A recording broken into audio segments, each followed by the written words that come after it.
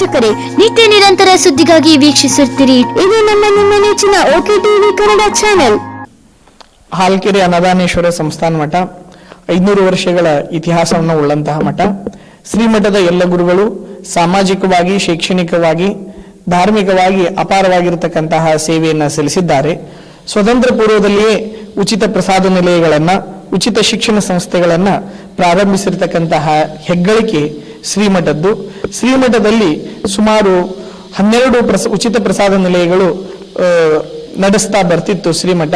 ನರೇಗಲಿಗೆ ಸಂಬಂಧಪಟ್ಟಿರತಕ್ಕಂತಹ ಒಂದು ಉಚಿತ ಪ್ರಸಾದ ನಿಲಯ 1965 ನಮ್ಮ ಮಠದ ಅಭಿಮಾನಿಗಳಾಗಿರ್ತಕ್ಕಂತಹ ಕೋಡಿಕೊಪ್ಪದ ವೀರಪ್ಪಜ್ಜನವರು ಬಾಗಲಕೋಟೆಯ ಮಲ್ಲನಾರ ಹೆಸರಿನಲ್ಲಿ KVBM ಪ್ರಸಾದ ನಿಲಯವನ್ನ ಪೂಜ್ಯ ಹಿರಿಯ ಗುರುಗಳವರು ಪ್ರಾರಂಭಿಸಿದ್ರು. ಪ್ರಾರಂಭದಲ್ಲಿ ಪೂಜ್ಯ ಗುರುಗಳು ಹಳ್ಳಿಗೆ ಸಂಚರಿಸಿ ಭಿಕ್ಷಾಟನೆ ಮಾಡಿ ಆ ಪ್ರಸಾದ ನಿಲಯ ನಡೆಸ್ತಿದ್ರು. ತದನಂತರ ಕೆಲವು ಅಭಿಮಾನಿ ಶಿಷ್ಯರುಗಳೆಲ್ಲ ಪ್ರಸಾದ ನಿಲಯಕ್ಕಾಗಿನೇ ಕೆಲವೊಂದಿಷ್ಟು ಭೂಮಿಗಳನ್ನ ದಾನವಾಗಿಸಿದ್ದಾರೆ. ಅದಕ್ಕೆ ಸಂಬಂಧಪಟ್ಟಿರ್ತಕ್ಕಂತಹ ಭೂಮಿ ಸೊನ್ನದವರು ಸುಮಾರು ಭೂಮಿಗಳನ್ನ ಪ್ರಸಾದ ನಿಲಯಕ್ಕೆ ಕೊಡ್ತಾರೆ.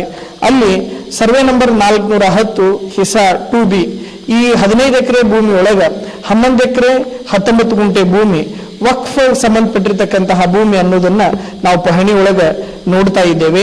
2019 ಯಾವುದೇ ನೋಟಿಸ್ ಇಲ್ಲದೆ ಇದು ಪಹಣಿ ಒಳಗ ಸೇರ್ಕೊಳ್ತು ಅಂತಕ್ಕಂತಹದ್ದನ್ನ ನಾವು ಕೇಳಲ್ಪಟ್ಟಿದ್ದೇವೆ. ಆಗ ಪೂಜ್ಯ ನಮ್ಮ ಹಿರಿಯ ಗುರುಗಳವರು ಹೈಕೋರ್ಟ್ನೊಳಗೆ ಅಪೀಲ್ ಹೋಗಿದ್ರು. ಅದು ಯಾವುದೇ ತೆರನಾಗಿರ್ತಕ್ಕಂತಹ ಇತ್ಯರ್ಥ ಆಗ್ಲಿಲ್ಲ.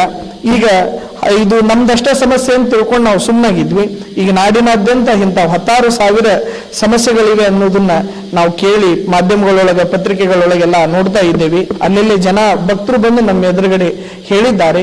ಇದಕ್ಕೆ ಆದಷ್ಟು ಬೇಗ ಸ್ಥಾಪಿತ ಸರ್ಕಾರ, ಸಮಾಜ ಚಿಂತಕರೆಲ್ಲ ಒಂದು ಇತ್ಯರ್ಥಗೊಳಿಸಿ ಯಾರಿಗೂ, ಯಾವ ರೈತರಿಗೂ, ಯಾವುದೇ ಮಠಮಾನ್ಯಗಳಿಗೆ ಮತ್ತೆ ಹಿಂಗ ಪ್ರಸಾದ ನಿಲಯಗಳು ನಡೆಸ್ತಕ್ಕಂತಹ ನಮ್ಮಂತಹ ಮಠಗಳಿಗೆ ಅನ್ಯಾಯ ಆಗದೇ ಇರೋ ರೀತಿ ಒಳಗೆ ಒಂದು ವ್ಯವಸ್ಥೆಯನ್ನು ಮಾಡ್ತಾರೆ ಅಂತಕ್ಕಂತಹ ಒಂದು ಆಶಯವನ್ನ ಇಟ್ಕೊಂಡಿದ್ದೇವೆ. ಅದು 19 ನೋಟಿಸ್ ಇಲ್ಲದೆ ಬಂತು. ಅವಾಗ ಕೊರೋನಾ ಬಂದ್ಬಿಡ್ತು. ತದನಂತರ ಕೆಲವರು ಯಾವುದೋ ಒಂದು ಪ್ರಸಂಗದೊಳಗೆ ಪಹಣಿ ನೋಡಕ್ ಹೋದಾಗ ಒಬ್ರು ಭಕ್ತರು ಬಂದು ಹಿರಿಯ ಗುರುಗಳವರ ಎದುರುಗಡೆ ತಿಳಿಸಿದ್ರು.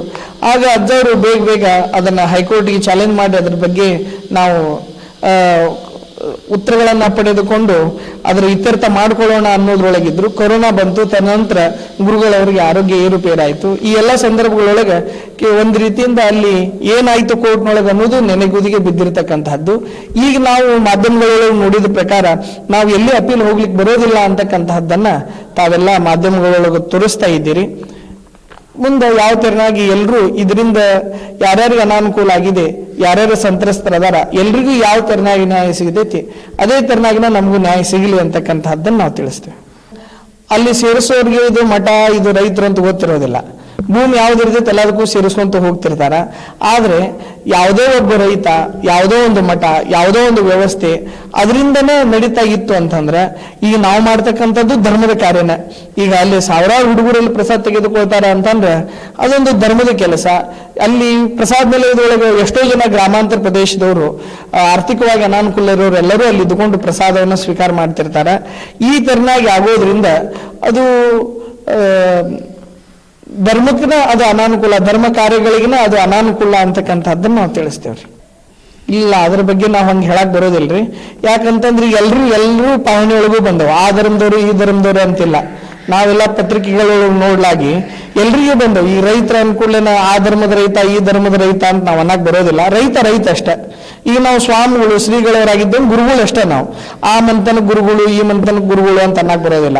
ಯಾರು ನಮ್ಮ ಮೇಲೆ ವಿಶ್ವಾಸ ಇಟ್ಟು ಬರ್ತಾರ ಎಲ್ರಿಗೂ ಗುರುಗಳಾಗಿ ನಾವು ಹೆಂಗ ಆಶೀರ್ವಾದ ಮಾಡ್ತೀವಿ, ಹಂಗಿಲ್ಲಿ ಭೂಮಿ ವಿಷಯದೊಳಗ ಅವ್ರದ್ದು ಇವ್ರದ್ದು ಎಲ್ಲರಿಗೂ ಅನ್ಯಾಯ ಆಗಿದೆ. ಇದ್ರೊಳಗೆ ಒಬ್ಬರಿಗೆ ಅನ್ಯಾಯ ಆಗಿಲ್ಲ. ಸರ್ಕಾರಕ್ಕೆ ಆದಷ್ಟು ದೌಡ ಇದು ಗೊಂದಲಾಗಲಾರ್ದಂಗೆ ಈ ಗೊಂದಲವನ್ನು ನಿವಾರಣೆ ಮಾಡಬೇಕು ಅನ್ನೋದನ್ನ ತಿಳಿಸ್ತೇವೆ.